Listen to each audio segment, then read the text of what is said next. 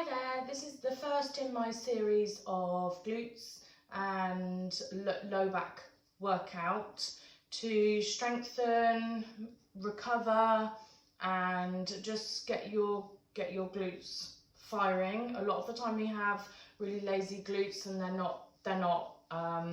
not doing their job properly. So if you've started running or you're postnatal and you just want to start getting back into exercise, if you've got a bad back, these are all really good exercises for you. Now, moving through this series, I'm calling this my beginners class. So what I'd like you to do is just keep repeating this until you find that you can do the exercises with absolute 100% control, and when you find that you're not getting fatigued and you can hit all the reps, then I want you to repeat this again back to back. When you can repeat this 3 times back to back, then you can move on to my intermediate class. Now, you don't need any equipment for this, but what I need you to do is make sure that you're listening to your body and everything all feels comfortable. So if you have had a bad back or you've recently had a baby, make sure you're working with your breath and not pushing things too far. So if you feel any discomfort into your back or into your pelvic region, then you must just stop, maybe leave it another week and try again. When you finish this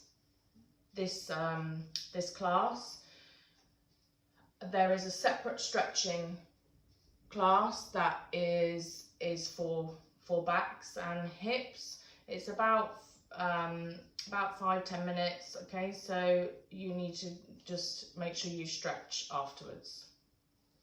So we begin by lying down onto our back. You'll have your feet, so they are hip distance apart, so we're looking for the bony bits of our hips, and our knees are going to follow, and our feet are into parallel. Just let your shoulders open and let your shoulder blades sink down and try and close your ribs. So we're not lifted up through the ribs. So we have the rib cage down.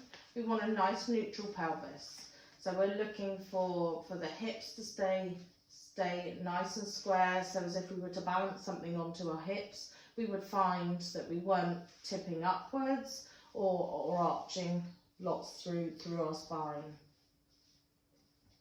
From there, just let your shoulders open, rib cage sink, and inhale. And as you exhale through your mouth, you're going to tuck your pelvis and roll your spine up towards the ceiling. And then rolling back down, trying to work on each vertebrae at a time and making sure that you're level from side to side. So exhale, tuck as though you're trying to push your low back down into the mat and your pubic bones reaching up. Roll up, trying to imagine that one vertebrae of your spine is lifting at a time, and then again when you come back down, one vertebrae just rolling, trying to finish with your tailbone as you come back to that neutral position. Okay, so exhale, pull the belly button and down towards the spine, and think about the sensation of the pubic bone and the belly button touching each other. Start to activate through your glutes and through your abdominals as you control that movement. Now you're trying to iron out any sticky points here. So any areas of complete stiffness, which is usually the low part of the back. Okay, last one. Exhale, curl up. And always try and make sure that you have that tuck, so your pubic bone is reaching up towards the ceiling and your ribs are down, so that you don't sort of sag. Yeah, so we're nice and active. Exhale, roll back down. Now we're changing it from spine curl into bridge. So this time we will keep our spine neutral. And as you exhale, you're going to lift up in almost like a hip hinge. Now when you lift, keep your hips so they're nice and level. Again, you're going to have that navel engagement towards our spine, and then keep that good strong body as you lower down and tap your hips onto the mat. Okay, exhale to lift. Inhale to lower. Keep your hips as level as you can.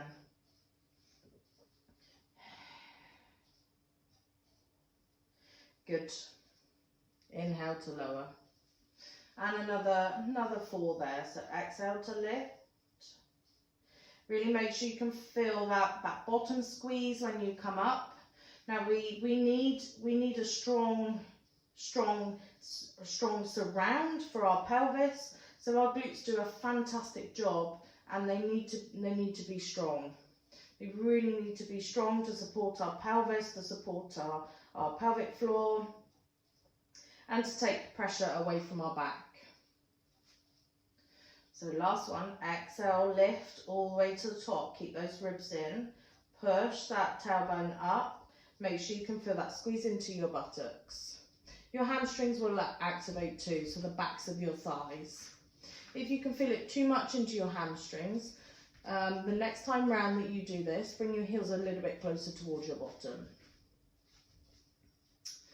Okay, so from here, exhale, come up to the top. Now try and hold that position this time, and just open the knees so you roll out onto the sides of the feet. Now keep your ribs down and keep your hips high. So exhale to open. If it causes you any discomfort, go back to those bridge lifts. Now keep thinking about the belly button pulling in, and that pubic bone and almost like the hip bones are coming in together like a triangle. Keep squeezing, rolling out onto the sides of the feet, and making sure that rib cage is nice and soft. Now you're going to start to feel activity around the side of your buttocks as well, so keeping high. And last one. And then take yourself all the way down. We're coming over into a tabletop position. Now set your tabletop base, so your 4-point kneeling. What we're looking for is your 4 points to be onto the floor. Now we want the heels of our hands underneath our shoulders, our knees underneath our hips. And we don't want to let the spine sag down, so we want our abdominals switched on. So we need to make sure that our back is nice and neutral. So feel that elevation through your belly button as though you've got a bit of a belly hug. And again, that slight draw in from pelvic floor. Okay, so just a little bit of activity as though you're just sort of trying to stop yourself from letting a bit of wind pass. Okay, now from here we're going to take the weight and just slide the leg backwards. You can keep the toe onto the floor, or if you can lift without taking the weight over too far, then that's fine. So you either slide the leg along the floor or you lift it, but I don't want to see arching through the back. You've got to keep your abdominals switched on. Also, I don't want to see rocking over to the side. Now, when you take the leg back, you'll predominantly feel this more into your tummy. You're going to exhale to come back, but I want you to feel like you've got a little bit of activity into the glute. Yeah?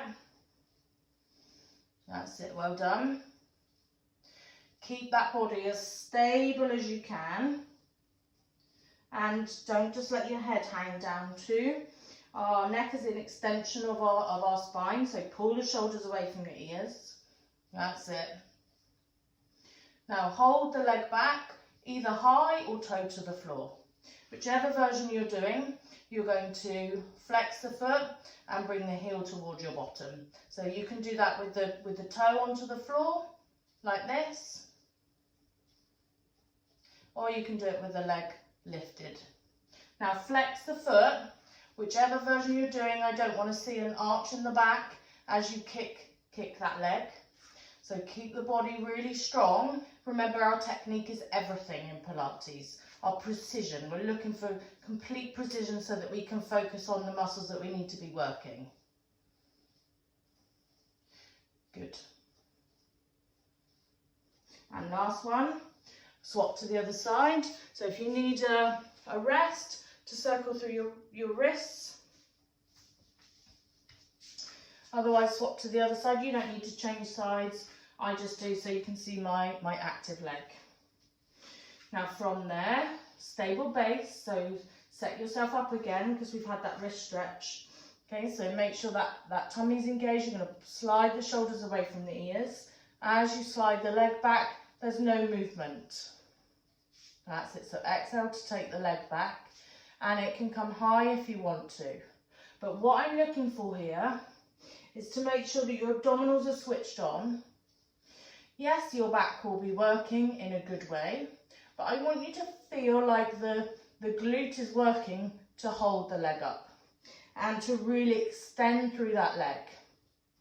So be honest with yourself. If you're rocking from side to side, just slide the leg onto the floor. But take the leg backwards and try and get that little bit of a lift so you can start to feel the glute taking some of that weight. Now this time, you're going to flex the foot and extend. Flex, so heel to bum, keeping that really good line through the body. And if the toes on the floor, keep the knees still in space. That's it. Exhale to kick. Tap down each time. And if you do have your toe onto the floor, maybe the next few times that you repeat this, your toe stays down, and then you have a go at having the leg so it's lifted. But it's really important that you don't race on. Get the foundations, build the strength where you need it. Okay, so let's come down onto our side. Now, you can put your ear onto a pillow, or as long as you're happy through your shoulder, you can let your ear come down onto your bent arm. But it's important that you don't roll yourself forwards like this. I need your shoulder to be underneath the other shoulder, so pull it away and make sure that your head's extended. You're going to have your knees bent, hips stacked on top of each other. Use the top hand down onto the mat in front of you. Make sure you're not popping through your rib cage. So your setup's really, really, really important. Now, if you feel like you're too wobbly, keep that hand there. Otherwise, take your hand up onto your hip. And you're going to extend the top leg away from you. Now, turn out very slightly without rocking the hips backwards. So make sure you've got that still rod that comes through your hip down towards the floor. And I want you to circle the leg. Just from the hip, so not rolling around from the body. Okay, so just work through that straight leg. If it's too much, then bend the knee. That's it. And then take the leg the other way. So circle. Use this leg to stabilize you. Keep your hand onto your hip so you can feel if your hip's rolling around all over the place. Okay, so 4 or 5 in each direction. And then we're going to lift and lower. Make sure that the rib cage and the hip isn't moving together. So what I mean by that is if you watch and I lift, I squeeze in through here. That's not what we're looking for. Keep the trunk really still and lengthen the leg away from you. Make sure the leg doesn't start to creep forwards. So I want it in line with you and really point through the toes. Feel it into the side of the hip. So our stabilizers for our hips, okay? Now you're going to bend so that the bottom foot is meeting the top foot. So your knees are going to be together. And again, we're not going to roll and stick our ribs out. You're definitely not going to roll back through your hips. So we're going to keep complete control as you exhale and lift your knee and come down. Now I'd like you to feel this into the side of your glute. If you can feel it too much in your thigh, you need to take your legs backwards slightly. Make sure you don't start to bend through your lumbar, and keep that hip so it's completely aligned.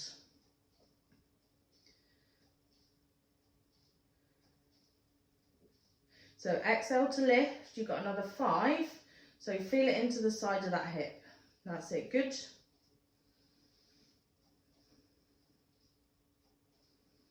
And another, always rubbish at my counting. 3 and 2, 1. Good, so flip over to the other side.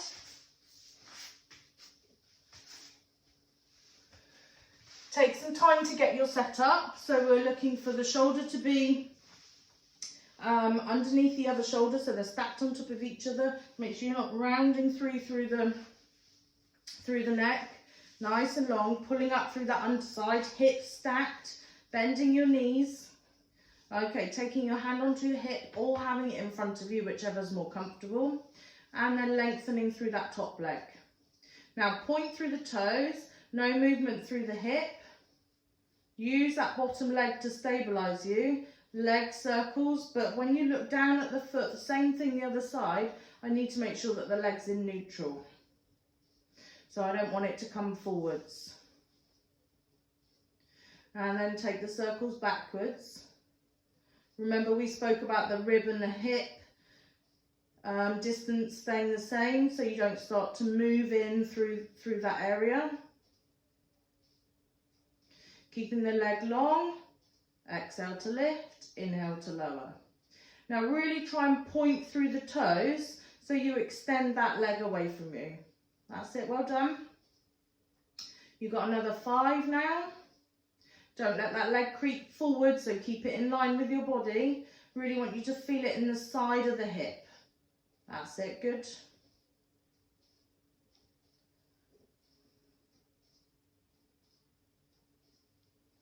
Let that knee bend, let the heels come together. That's it. And then exhale to open through the top knee, not letting the hips roll backwards. Now, remember I said that you can take the legs back a bit further, but make sure you're not starting to hinge up through the lumbar. That's it. So exhaling, opening through the knee. I want you to feel it into the side of the hip. Gentle squeeze from your heels, but without creating too much pressure. So we're looking for control with this. And when you lift the knee, really feel it into the side of the glute. That's it, last one. Roll over onto your front. You're going to have palm on palm. Let your forehead come down and push your hips down into the mat. Make sure your upper body is completely relaxed. Have your heels so they're towards the ceiling, the soles of your feet onto the floor. And as you exhale, just pull your tummy up and imagine that you've got a drawing pin underneath your belly button. And you're going to keep that drawing pin there. So you're really engaging through the abdominals to protect your back. Now, from here, inhale to prepare. As you exhale, just see if you can hover both legs off the mat very slightly. Now, if you feel it into your back, then pull your tummy up higher and lengthen your legs away longer, and try not to think about the lift. Try and think about the lengthen. So you're going to squeeze your bottom together and push into the back of your knee creases, and make sure you're active through your body. Now, what I shouldn't be able to see, and obviously I can't see you, but what you shouldn't be able to see is the fact that your upper body starts to compensate by lifting. Okay, so your upper body stays completely still. You lengthen your legs away from you and you lower them down.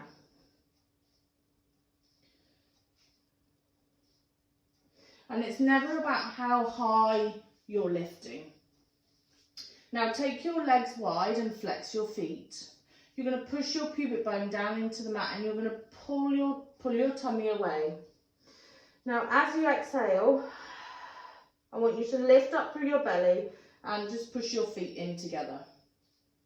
Okay, so exhale, pull your tummy away and lift your belly off the mat.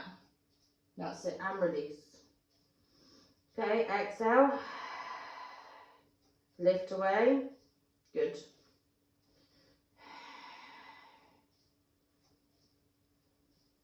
That's it. Try not to let your hips lift. So when you push your heels together, try not to lift your bottom. So you're aiming to do the opposite.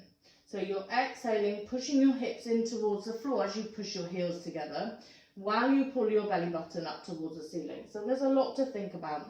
It's a small movement. You shouldn't really see much happening, but you should feel like your glutes are recruiting and also your inner thighs and your belly button's lifting too. So you'll feel abdominals.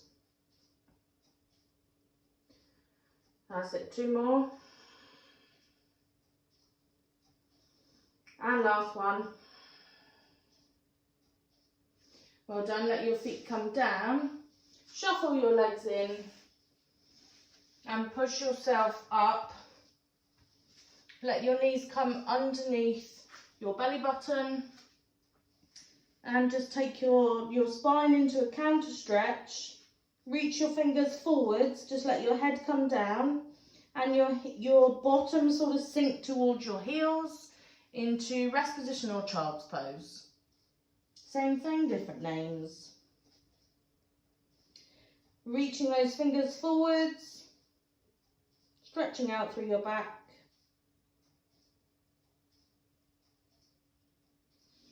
And then walking yourselves up. And you've completed your first round. Now you can repeat this again twice. So you do 3 rounds of each exercise, or you can go on and take my glute stretch to finish with.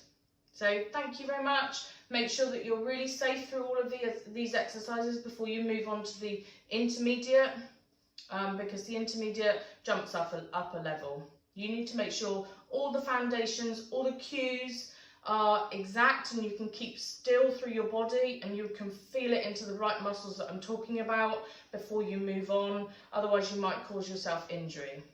Well done.